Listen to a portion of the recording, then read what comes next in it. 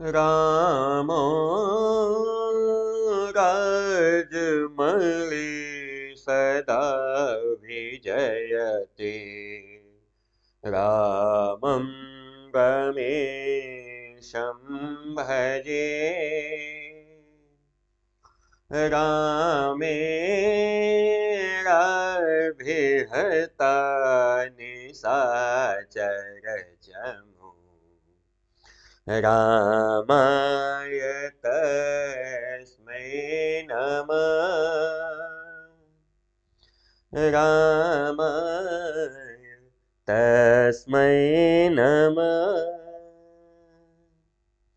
रामाय रामचन्द्राय रामभद्राय वेधसे रघुनाथाय नाथाय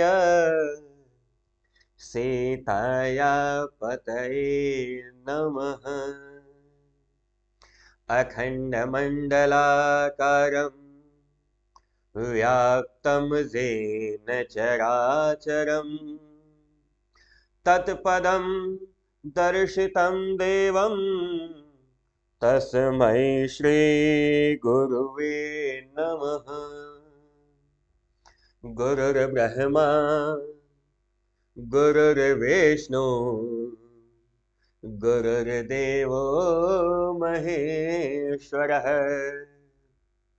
गुरुर्ब्रह्मा गुरुर्विष्णु गुरुर्देवो महेश्वरः गुरुर्साक्षात् परब्रह्म तस्मै श्री गुरुवे नमः तस्मै श्री गुरुवे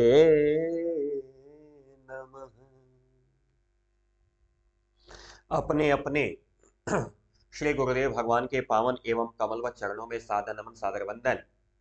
और आज का प्रसंग है, जो भी हमारे नन्हे साथी हमारे चैनल पे जुड़ते हैं कक्षा 10वीं वाले, जी हाँ, पहले मैं केवल कक्षा 12वीं वाले बच्चों को ही पढ़ाता था, लेकिन अब हम लोग 10वीं का भी यहाँ पर क्लास चला पा रहे हैं। तो पद्य खंड का छठा पाठ है, देश की ख्यातिलभ कवयित्री महादेवी वर्मा जी की कविता हिमालय से। हाँ, हिमालय की क्या विशेषता है? हिमालय की क्या विशेषता है? विश्व की सबसे ऊंची चोटी जो हम हिमालय को धारण करते हैं। भारत का राज मुकुट है हमारा हिमालय। इस भारतवर्ष का राज मुकुट क्या है? हाँ बोलिए, हिमालय है। हिमालय हमारे भारतवर्ष का मुकुट की तरह शोभा बढ़ाता है। उसी हिमालय के बारे में चर्चा करने के लिए आज हम सभी एक साथ एकत्रित हैं। तो आइए, आप सभी का हमारे चैनल रविकांत मंत्र पाठी पर हृदय की गहराइयों से स्वागत है, अभिनंदन है। आपके कोई साथी अगर सीबीएसई बोर्ड वाले हैं या बिहार बोर्ड वाले हैं जिनको आप जानते हैं, तो उनको आप सजेस्ट कर सकते हैं हमारा दूसरा चैनल आरएमटी गुरुकुल। जी हाँ, आरएमटी गुरुकुल के नाम से हम सीबीएसई बोर्ड वाले बच्चों के लिए या बिहार बोर्ड के लिए अलग से व्यवस्था बना के चल रहे हैं। फिलहाल जहां आप हैं रविकांत मंत्र पाठी, ये आपके लिए है और आपका यहां पर बहुत बहुत स्वागत है। तो शुरू किया जाए हिमालय से। हाँ, किसने लिखा है हिमालय से? किसने लिखा है हिमालय से? बताइए भाई। हिमालय से लिखा है महादेवी वर्मा जी ने। देश की सुप्रसिद्ध कवयित्री हैं महादेवी वर्मा। आइए बात सुनते हैं इनकी, क्या कहती हैं महादेवी वर्मा जी। एक बार फिर से हमारे चैनल रविकांत मित्र पार्टी पर आप सभी का हृदय की गहराइयों से स्वागत है। और आइए वक्तव्य को देखते हैं। महादेवी वर्मा कहती हैं, हे चिर महान, हे चिर महान, यह स्वर्ण रश्मि छू श्वेत भाल, बरसा जाती रंगीन हास। सेली बनता है इंद्रधनुष, सेली बनता है इंद्रधनुष, परिमल मल मल जाता बताश। परागहीन तू हिम निधान, हे चिर महान, हे चिर महान, हे चिर महान, हे चिर महान, हे चिर महान, हे चिर महान, हे चिर महान, हे चिर महान। कहती हैं महादेवी वर्मा जी कि हे हिमालय, तुम तो कब से महान हो यह तो हमें ज्ञात ही नहीं। चिर का मतलब होता है बहुत लंबे समय से जो चीज अस्थायी हो उसे कहते हैं चिर। मात्रा पर ध्यान रखने का विषय है। बड़ी की मात्रा लगेगी चीर माने हो जाएगा वस्त्र यानी कपड़ा, लेकिन जब छोटी की मात्रा लगेगी चिर का मतलब होता है बहुत लंबे पुराने समय से। हे चिर महान, पता नहीं कब से तुम महान हो और पता नहीं कब तक तुम महान रहोगे, यह महादेवी वर्मा इसके बारे में व्याख्या नहीं कर सकती। हे लंबे समय से महानता के पद पे जमे हुए हे हिमालय, तुम्हारे बारे में क्या कहा जाए। लेकिन फिर भी मेरे मन में कुछ आता है, आओ कह देती हूं। यह स्वर्ण रश्मि छू श्वेत भाल। भाल का मतलब होता है माथा, फोरहेड। शब्द को एक एक पकड़ते चलिएगा। भाल माने क्या होता है? फोरहेड, माथा। पेंसिल उठा लीजिए बड़े भैया, क्यों? क्योंकि मैं भी पेंसिल लेके बैठा हूं। जहां जो मुख्य शब्द आएंगे, कठिन शब्द आएंगे, जिनका अर्थ आपको पता नहीं होगा, तुरंत लिख लीजिएगा। क्या लिखा इन्होंने? यह स्वर्ण रश्मि छू श्वेत भाल, सफेद रंग का जिसका माथा है। हिमालय की चोटियां बर्फ से ढकी होती हैं। कहिए, हिमालय की चोटियां किससे ढकी होती हैं? हाँ, बर्फ से ढकी होती हैं, इसलिए कहा श्वेत भाल। श्वेत भाल माने सफेद रंग का माथा। स्वर्ण सोना, गोल्ड। रश्मि माने होता है किरणें। सूर्य की जब किरणें पड़ती हैं तुम्हारे ऊपर, तो तुम्हारा जो सफेद रंग का जो माथा है वह स्वर्ण के रंग का हो जाता है। ध्यान रखना, यह स्वर्ण रश्मि, सूर्य की तरफ से आने वाली सोने की किरणें तुम्हारे सफेद रंग के माथे को छू करके बरसा जाती रंगीन हास। हास का मतलब होता है हंसी, मुस्कुराहट। रंगीन यानी खूब खिलखिलाती हुई हंसी बरसा जाती हैं। हे हिमालय, यद्यपि तुम्हारा जो माथा है, फोरहेड है, तुम्हारा जो ललाट है, यह श्वेत रंग का है, लेकिन इस श्वेत रंग के भाल पर जब सूर्य की स्वर्णमयी किरणें गिरती हैं तो एक हंसी ऊपर बिखेर देती हैं और तुम खिलखिला के हंस उठते हो। हे हिमालय, तुम बहुत महान हो। सेली बनता है इंद्रधनुष। इंद्रधनुष माने जो आकाश में इंद्रधनुष दिखाई देता है बरसात के मौसम में, आप लोग देखे होंगे। सेली माने होता है माला। सेली माने माला। यद्यपि इंद्रधनुष ऐसे बनता है, हम माला ऐसे पहनते हैं, लेकिन महादेवी वर्मा ने कल्पना की है। कहा हे हिमालय, तुमको माला पहनाने के लिए तो स्वयं इंद्रधनुष बन जाता है। यानी प्रकृति में होने वाला, बनने वाला यह इंद्रधनुष तुम्हारे लिए माला की तरह हो जाता है और तुम उस माला से अपने आप को सुशोभित कर लेते हो। हे हिमालय, तुम बहुत महान हो। सेली बनता है इंद्रधनुष। वाक्य पकड़ते चलिएगा, एक एक शब्द पकड़ते चलिएगा, बहुत मजा आने वाला है आज की क्लास में। सेली बनता है इंद्रधनुष, यानी इंद्रधनुष तुम्हारे लिए माला बन जाता है। और परिमल मल मल जाता बतास। क्या कहा इन्होंने? परिमल। परिमल माने चंदन। परिमल माने चंदन। चंदन किसको कहते हैं? सुगंध को कहते हैं। हम क्रीम लगाते हैं ना, हम पाउडर लगाते हैं ना, काहे लिए? सुंदर दिखने के लिए। हम डियो छिड़कते हैं ना, काहे लिए? कि 3 दिन से नहाए ना हो तब भी किसी को पता न चले। राम राम, आप देख लेना, सही बोल रहा हूं कि 3 दिन से नहाए ना हो तब भी और उसका चलो टाइट होकर के। तो क्या कहा इन्होंने? परिमल। परिमल माने चंदन। परिमल माने चंदन का पाउडर जो तिलक लगता है, महकता है, बड़ा सुंदर होता है। कहा परिमल।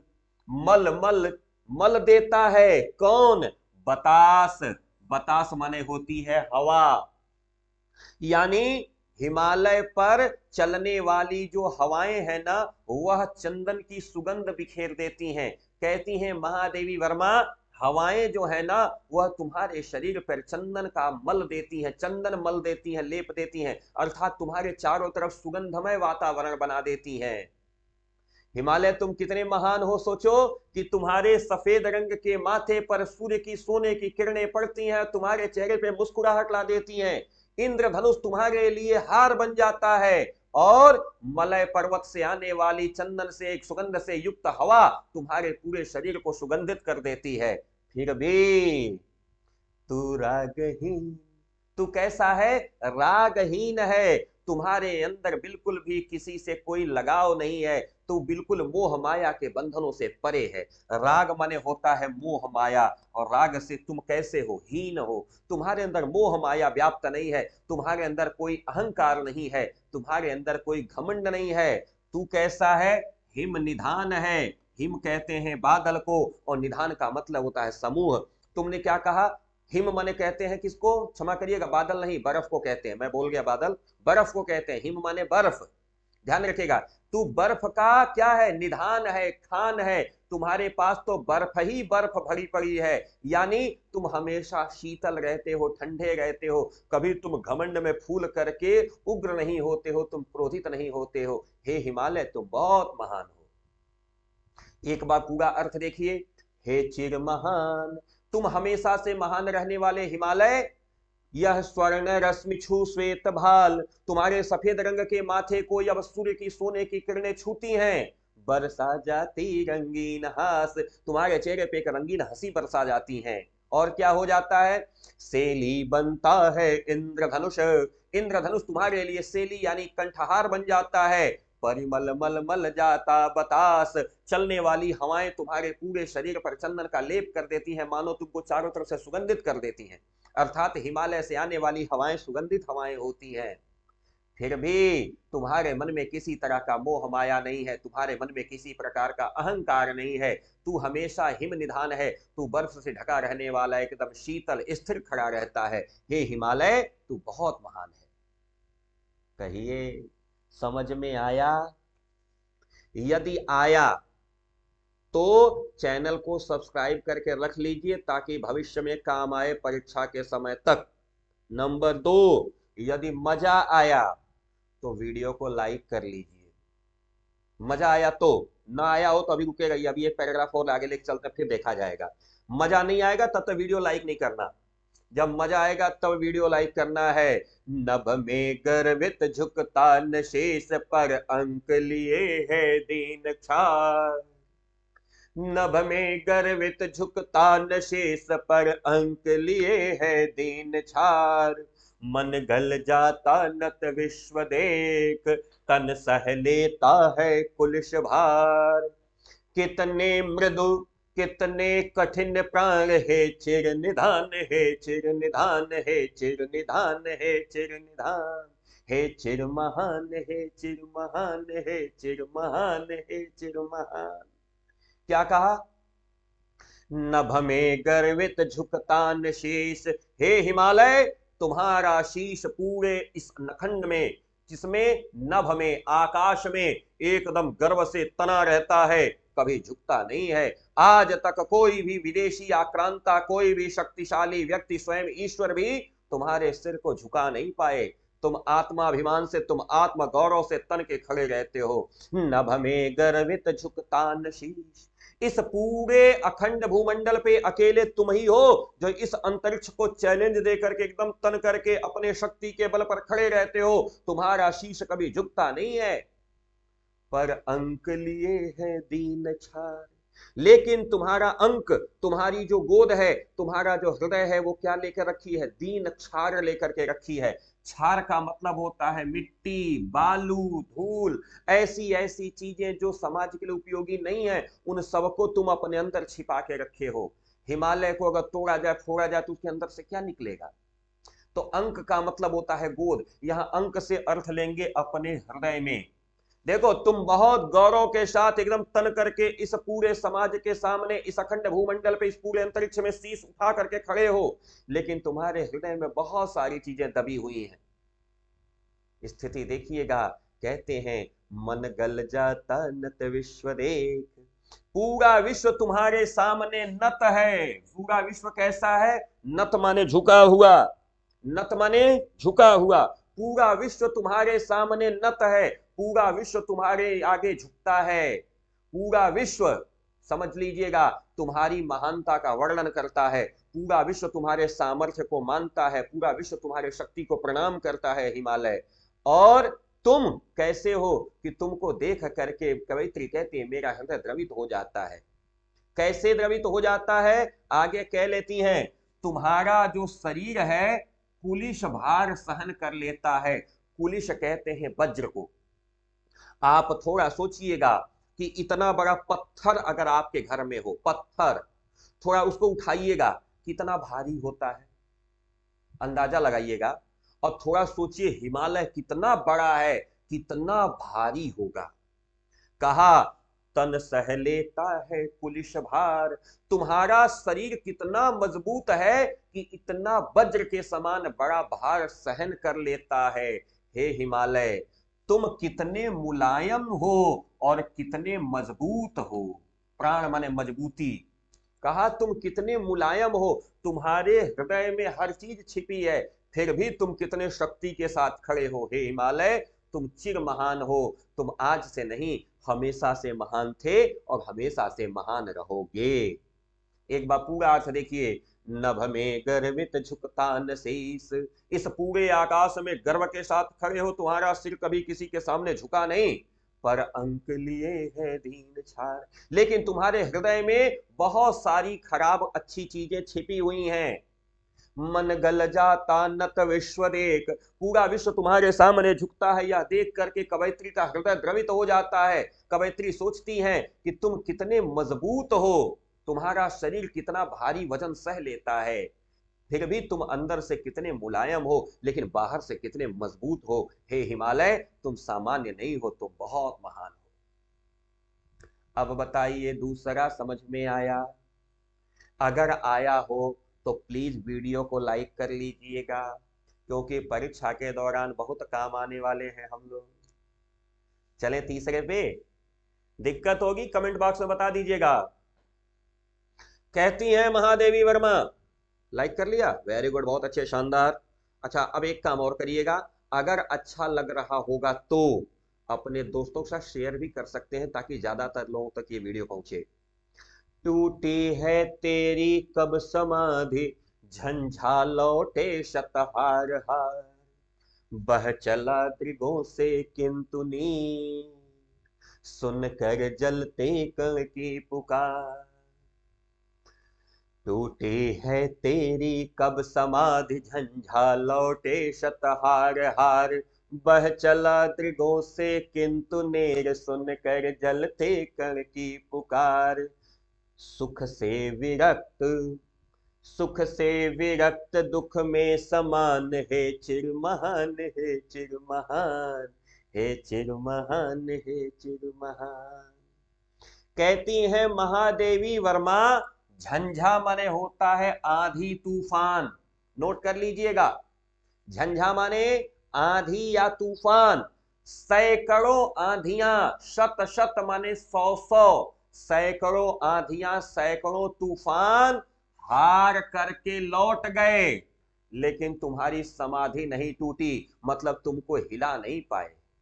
समाधि कहते हैं जैसे ऋषि मुनि ऐसे आंख बंद करके बैठ जाते हैं, बाहर कुछ हो रहा है उनको कोई हिला नहीं सकता, बिल्कुल वैसे कहा कवयित्री ने कि देखो भाई हिमालय, 100 आंधियां तूफान आ करके तुमसे लड़े और हार करके लौट गए, लेकिन तेरी समाधि नहीं टूटी, यानी तुमको हिला नहीं पाए।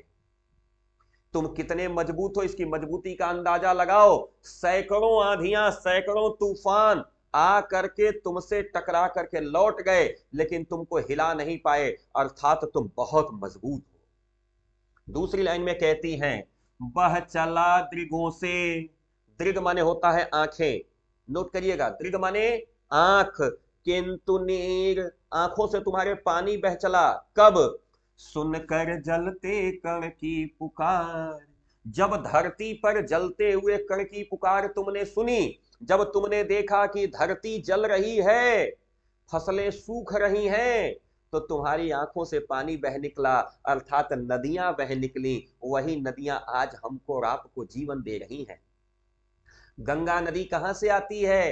हिमालय से आती है। यमुना नदी कहां से आती है? हिमालय से आती है। ये वे नदियां हैं जो जीवन दायिनी हैं, जो हमको जीवन प्रदान करती हैं।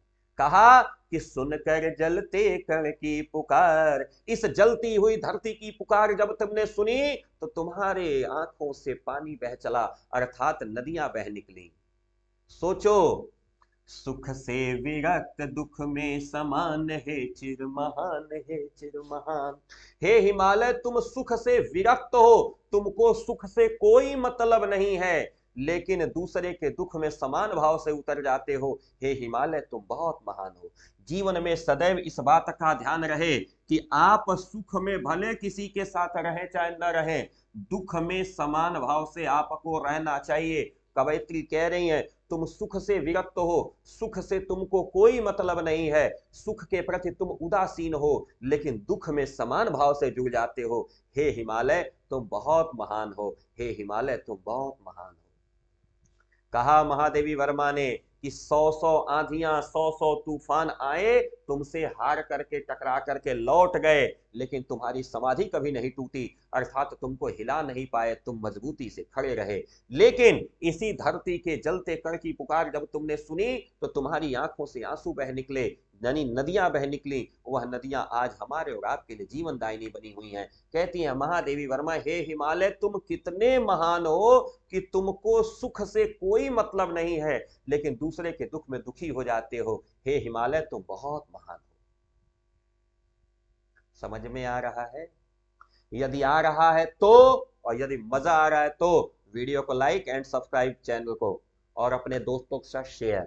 हाँ, न समझ में आ रहा हो, कोई समस्या आ रही हो, रविकांत त्रिपाठी इज हियर। मैं बार बार कहता हूं, जहां कम पड़े वहां हम खड़े। कमेंट में दीजिए, हम देख लेते हैं। हाँ, कमेंट इसलिए भी दीजिएगा ताकि हमें पता चल जाए कि आप इस वीडियो को देख रहे हैं। हाँ, जैसे आपके कमेंट से मुझे पता चल जाता है कि आप इस वीडियो को देख रहे हैं, नहीं तो आखिर हम कैसे जानेंगे कि आप देख रहे हैं। तो बीच में जैसे कथा सुनते समय हूं, हाँ, जी किया जाता है, वैसे करते रहिएगा, तो हमको पता चल जाएगा कि आप देख रहे हैं। चलिए आइए, अंतिम बंद है इस कविता का। मेरे जीवन का आज मुंह तेरी छाया से हो मिला, मेरे जीवन का आज मूक तेरी छाया से हो मिलाप, तन तेरी साधकता छूले मन ले करुणा के थाह नाप, उर में पावस दृग में विहान है चिर महान, है चिर महान, हे चिर महान, हे चिर महान। महादेवी वर्मा जी कहती हैं, मेरे जीवन में आज मैं मूक होकर के तुमसे बात करना चाहती हूं। मूक माने मौन। मूक माने क्या होता है? चुप, बिना बोले। देखिए, आप जिससे प्रेम करते हैं ना, माता जी, पिताजी, भाई, बंधु, मित्र ऐसे होते हैं ना, अगर आपसे वह प्रेम करते हैं तो बिना कहे आपकी बात जान जाते हैं। यह प्रेम की विशेषता है। प्रेम बिना कहे बिना बोले समझ जाता है। ध्यान रखिएगा। कहा कि आज मेरे जीवन का मौन तेरी छाया से मिलाप हो जाए। तुझसे मिलाप नहीं चाहिए, तुम्हारे जितना बन पाना तो संभव ही नहीं है, तुम्हारी छाया जितनी तो बन जाऊं।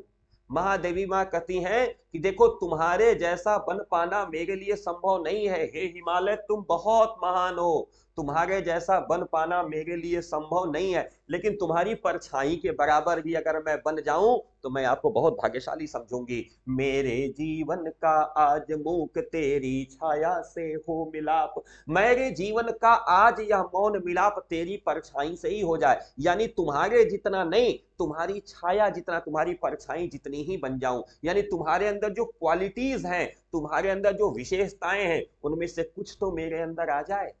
तो क्या क्या आ जाए? पहला चीज आ जाए, तन तेरी साधकता छूले। तुमने जितनी साधना की है, तुमने जितनी मजबूती अपने जीवन में पाई है, यह शरीर भी उतना मजबूत पा जाए, इस शरीर के अंदर भी उतनी साधना आ जाए, ताकि कोई व्यक्ति आए तो हमसे टकरा करके लौट जाए, हमारे अंदर इतनी मजबूती आ जाए। साधकता का अर्थ यहां मजबूती से है। जितने दृढ़ निश्चयी तुम हो, जितने मजबूत तुम हो, उतने की कुछ तो हिस्सा मेरे शरीर में भी आ जाए। तन तेरी साधकता छू ले, तुम्हारे अंदर जितनी साधकता उसको छू ले मेरा तन, और मेरा मन क्या हो जाए? ले करुणा की थाह नाप। तुम्हारे अंदर जितनी करुणा है उसकी थाह नाप ले कौन? मेरा मन। अर्थात जैसे तुम दूसरे के दुख में दुखी हो जाते हो, वैसे ही मैं भी दूसरे के दुख में दुखी हो जाऊं, ऐसा आशीर्वाद दे दो हे हिमालय। तुम्हारे से मैं यह सीखना चाहती हूँ। मन ले करुणा के थाह नाप। अगर मुझे भी कोई दुखी दिखाई दे तो मैं उसके दुख को दूर करने के लिए करुणा में चली जाऊं। हे हिमालय, मैं तुमसे यह सीखना चाहती हूँ। उर में पावस, पावस कहते हैं वर्षा ऋतु को और उर कहते हैं हृदय को। महादेवी वर्मा कहती हैं हमारे हृदय में क्या होना चाहिए? पावस होनी चाहिए, वर्षा ऋतु होनी चाहिए, यानी हमारा हृदय हमेशा द्रवित होना चाहिए। दूसरे को दुख में दुखी देख करके हमें द्रवित हो जाना चाहिए, उसके दुख को दूर करने के लिए हमें भी परेशान हो जाना चाहिए। अगर हमारा कोई मित्र, हमारा कोई जानने वाला, हमारे गांव घर का कोई दुखी है और मुझे द्रव नहीं निकल रहा मेरी नेत्रों से, यदि मैं दुखी नहीं हूं, मेरी आंखों में पानी नहीं आ रहा, तो इसका मतलब हम मनुष्य कहलाने के पात्र नहीं है। महादेवी वर्मा कहती हैं उर में पावस, हृदय में पावस होना चाहिए, वर्षा ऋतु होनी चाहिए। जैसे वर्षा के बादल जैसे ही धरती को जलता हुआ देखते हैं, बरसना शुरू कर देते हैं, वैसे ही जब आप अभी किसी को दुखी देखें तो आप अभी अपने अंदर से भावनात्मक से दुखी होके उसके दुख को दूर करने का प्रयास करने लगे। इसको कह रही हैं उर में पावस। लेकिन दृग में विहान, विहान का मतलब होता है सवेरा। विहान का मतलब सवेरा। आपकी आंखों में एक दूरदृष्टि होनी चाहिए कि कल का सवेरा कैसा होगा। आज ही आप पता करिए कि परीक्षा में मेरा 100 में 100 कैसे आएगा, यह दृष्टिकोण होना चाहिए, यानी भविष्य के बारे में चिंतन। हे हिमालय, हम तुमसे ये चीज सीखना चाहते हैं। हिमालय कृपया हमारे जीवन में ये चीज ला दो। कहती है महादेवी वर्मा, मेरे जीवन का आज मुख तेरी छाया से हो मिलाप। मैं चाहती हूं कि मेरा जीवन तुम्हारे जैसा बन जाए। हाँ, ये भी पता है तुम्हारे जैसा नहीं बन सकता, कम से कम तुम्हारी परछाई जैसा तो बन जाए। तन तेरी साधकता छू ले, मन ले करुणा की थाह नाप। मेरा शरीर तुम्हारे ही जैसा मजबूत बन जाए और मेरा हृदय तुम्हारे ही जैसा करुणा से भर के कोमल बन जाए। उर में पावस दृग में विहान, मेरे हृदय में वर्षा ऋतु भरी रहे, मेरे आंखों में एक नया सवेरा हो। हे हिमालय, तुम बहुत महान हो, ऐसा आशीर्वाद मुझे दे दो। अब बताइए यह कविता कैसी लगी? हे चिर महान, हे चिर महान, हे चिर महान, हे चिर महान। हिमालय से महादेवी वर्मा ने प्रार्थना की, हे हिमालय, यह जो कविता थी ना, हिमालय से, तो हिमालय से महादेवी वर्मा ने यही प्रार्थना की, हे हिमालय, आपसे यह प्रार्थना है और आप लोग भी इस हिमालय से, कहां है हिमालय? ये रहा हिमालय, इससे प्रार्थना करिए, हे हिमालय, हमारे अंदर भी ये चीजें भर दीजिए। कहिए कैसी लगी? यदि अच्छी लगी तो प्लीज वीडियो को लाइक करके दोस्तों के साथ शेयर करिएगा। मुझे कमेंट में बता दीजिएगा कि सर मैंने कर लिया। जहां दिक्कत होगी वो मुझे बता दीजिएगा, सर इस शब्द का मतलब समझ में नहीं आया। अच्छा लगा हो तो ये बता दीजिएगा, सर आपने शानदार पढ़ाया। खराब लगा होगा तो बता दीजिएगा, सर पता नहीं क्या करते हैं, हमको समझ में नहीं आता है। कुछ तो कहिएगा ना। हाँ, चैनल को सब्सक्राइब करना मत भूलिएगा। जल्दी लौटता हूं नए वीडियो के साथ, तब तक के लिए मैं रविकांत त्रिपाठी, जनपद देवरिया, उत्तर प्रदेश से नमस्कार, सत श्री अकाल, जय हिंद। ठीक है, और किसी के मन में कोई बात? सादा।